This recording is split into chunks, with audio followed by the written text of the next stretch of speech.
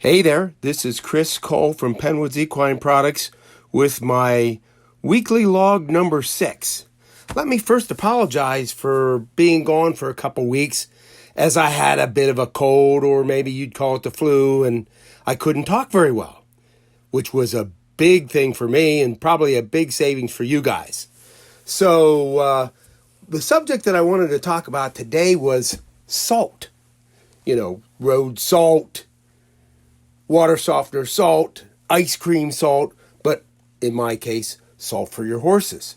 Typically, a horse needs about 1 to 2 ounces per head per day on an average basis. Now, under work conditions, they may need quite a bit more. But let's just talk about average conditions for right now. Typically, there's 3 ways to get salt to your horse. You can put it out in blocks. You can feed it loose, or you can depend on the salt that's mixed in feed. If you are buying a pre-mixed or a commercial feed, lots of times there'll be salt added to that. The problem is you don't really know how much because they will not list it in the guaranteed analysis, but only in the ingredients. So make sure to look on your ingredient list to see whether there's any salt there.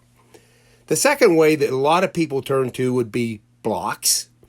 Okay, blocks got good things and sort of bad things. Good things is they're sort of busy work. They keep the horses busy licking at them. The bad thing is normally they can't lick that salt block enough to get the daily salt that they need to have. Which brings me to the third way, which is loose salt, whether it's in a loose salt feeder or whether you feed it on a daily basis as you go up and down the barn.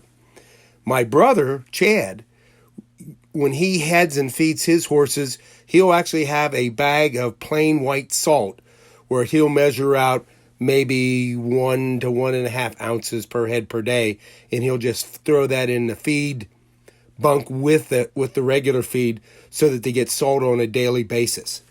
If you were asking for my recommendation, if you're feeding a commercial feed, it would be nice to know how much salt was in that. And I think you can probably find that out either by the tag or from the manufacturer.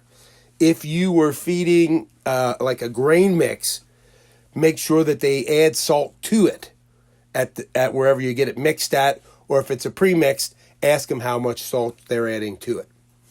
My third way is to use my brother Chad's way, which is to put free choice salt blocks out in areas where the horses congregate so they can lick at them, but also make sure that you have some sort of free choice loose salt for them, okay? Or you hand feed free choice salt on a daily basis. And we always recommend that you would use plain white salt rather than trace mineral or TM salt, because they seem to eat the white salt a little bit better, and normally the mineral content in the red or the TM salt products is not significant enough to justify the extra cost.